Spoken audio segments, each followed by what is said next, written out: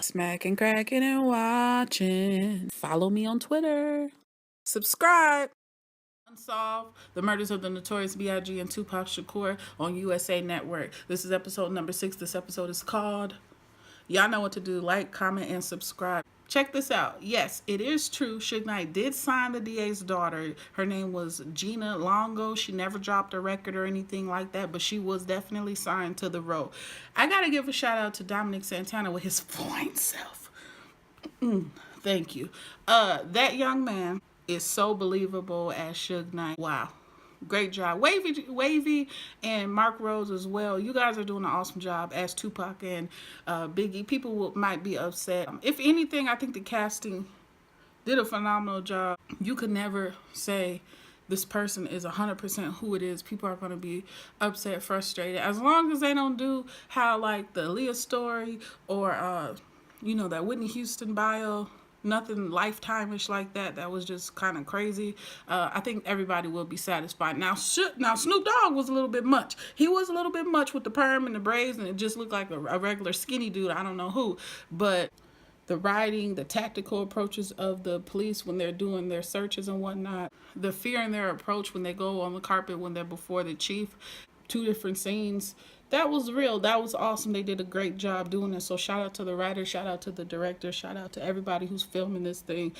You did an outstanding job depicting this story that is memorable to the culture. You feel me? So this whole episode spans from August 2nd, 1995 all the way to December 95. In December 95, well, look, anytime Suge approaches you and he requests a service of you, you don't have time to marinate on it. You don't ponder. Boy, you got that tail whooped. I don't even know if he survived. But when you're in that water, that bloody water, get right. Get right. Have some act right. Because you got to act accordingly and think fast. He should have just... I don't know what to tell him, man. He could have been... He should have told so much detail. Like, hey, yo, look, when he gets his burger, he don't even like tomatoes. He wear white socks instead of black socks. The crew cut, he's not even into the ankle socks. Like, you should have just told him everything you knew because he's a dangerous fella. And those 2 big homies remained in the room. Not at all. You don't want that Ray J what he said he'd do to Fabulous, so you don't want that Mike Tyson throwdown either. I'm just saying that was a mess. And at the same time, we end up in Atlanta at that club shootout with Suge and Puff basically went at odds. That's where it happened. It got personal when Jake Robles or Roble, however you pronounce his name, in 95, when he got shot up outside the club and he ended up passing away. So RIP to him. Now the Chief. Now, isn't that the same fine man who was Whitley Gilbert's one of her little boos, Julian, back in the day? Right?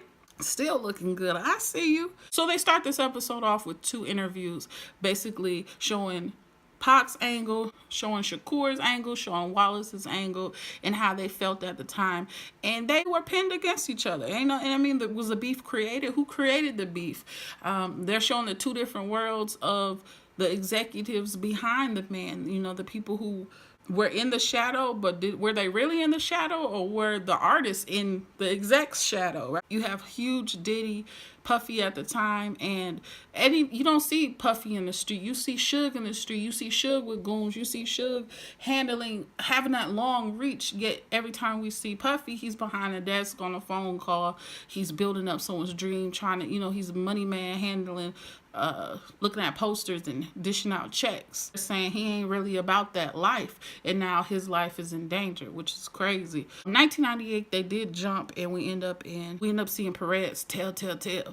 And I'm trying to figure out, is he one of the brothers from Friday? I think Next Friday. Was he one of the Jokers, the tall one, the very tall, not the big one, but I feel like I seen him in a movie, and he had his head shaved. Somebody drop a comment below and let me know. Perez is so dang on smart that he's telling them details, true, but it's not what they want, and 'tis the game. They are proving that in this show, they're proving the police will always be a step behind, no matter how well they think they have attacked the issue, that they've got someone. Every time, they're always being outsmarted by who they're chasing. Blondie was big mad. He was big, nasty mad. Ended up going back to the. I figured that was gonna happen. I figured someone was gonna be like, you know what, I'm in too deep.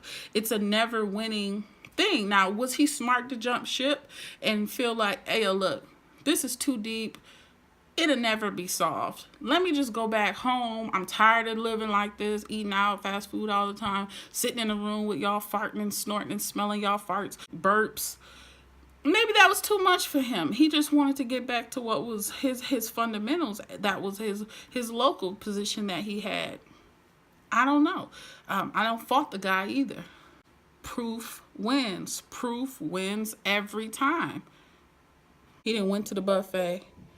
Went to the meeting. I'm still talking about Blondie. He didn't filled up his stomach, went to the meeting, went through the motions, and then he just said, hey, look, I'm out. I can't take it. That was a kind of messed up way to go out. But hey, to each their own. They were hypothetically speaking about going outside to get outside testing and whatnot. And I feel like that would be a bad move because who wants to go to court and prove that outside of the department testing? Do you know how much you would get destroyed? Destroyed on the stand. Come on now. Then Detective Miller ends up becoming big mad at Death Row Records, throwing around their vases. I'm like, really, dude? Like, you're doing too much. Insecurity was cute, too. Shouts out to Reggie. Come on, Reggie. You was looking a little good with your little dad jeans on. I said, From the waist up, you was on point. From the waist down, you was giving me the dad, a smart guy. Y'all remember that TV show, Smart Guy? He's a smart guy. You know who never, ever talks? We seem to never get their view. Who were the lawyers? Who were Biggie's representatives and who were Pac's representatives? Who were the lawyers of Death Row? Who were the lawyers of Bad Boy? Who were the family? Why are we not ever seeing their story or what they thought about what was going on? It's always the police. It's always what have we seen in what we've read in books and what's already been filmed, like TV shows and whatnot. I don't know. I would just love to see the lawyers come out and be like, yo, this is this. Or maybe it's confidential reasons that we'll never know. Because, wouldn't they know a lot of inside facts or whatnot? But I'm not going to hate on them because that'll kill their business flow. You can keep that Tabasco, by the way, Jimmy Simpson. You can keep your Tabasco because I'm more of a Louisiana Tapatio or whatever that that little one with the little wooden knob. That one. That little hot sauce is powerful. I like it. Keep that Tabasco on your French fries. I don't want it. I'm more so of a cheese fries girl. Or if I'm gonna do it in and out, I like the animal style. Or if I'm back home, barbecue fries. Quit playing. But if I'm home, it's just fries. But Tabasco, keep it. Russ is a very fidgety character. Something about him, I don't know if he gets too deep, will he get himself in trouble? I'm still trying to figure out his character, and we're in the 6th episode. I don't know. I don't know what he wants at the end of the day. I know he wants his family. I know he wants this case solved, but I don't know. I really just do not know. Drop a comment below how you feel about Russ. Impalas, this vehicle we're looking for. Is it just me or am I the only person who feels that vehicle is gone? I feel like it had got destroyed. Like it had to. Isn't that 101 to when you do a crime? Shouldn't somebody be chopping it down, getting rid of it, and it's burnt or it's in a cube at somebody's tow yard? Like, why on earth would it still be around years later? Drop a comment below and let me know. Chief does not care. And I'm not talking about Chief Julian. I'm talking about when homeboy went before the carpet. Not Russ. Produce or be replaced or be put away. That's what he's saying. That man is so stern. That man don't care. He's got a huge department. And I think that was just showing you right there the politics behind it. Produce or peace. Poop. Old boy who got caught up in the blue Impala.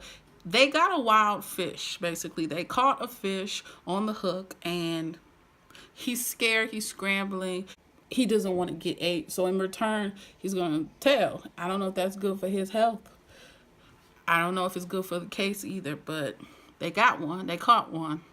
They were biting. They were biting that day. It's crazy too because stars are on a billboard and they seem to. You think in your head, oh snap, they're paid, they're rich, they got diamonds and pearls, they got all of that, money, cars.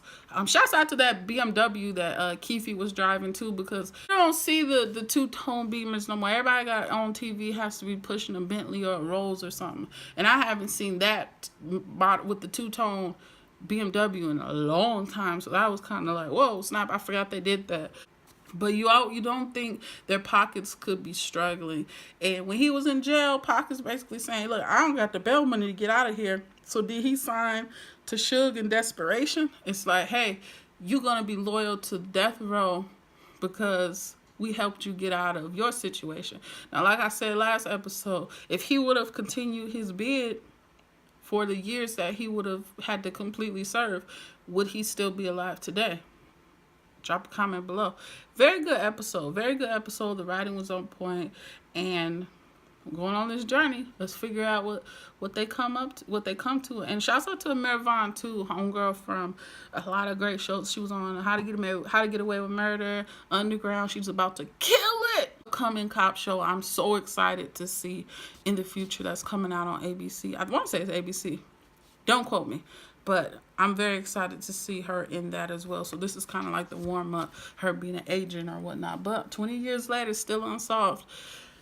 Maybe it will always be unsolved, unfortunately, because I don't know. What do y'all think about this episode? Did y'all hit the red button? Did you subscribe? Come on, people. Get with it. Until the next time, I'll see y'all next week. Peace.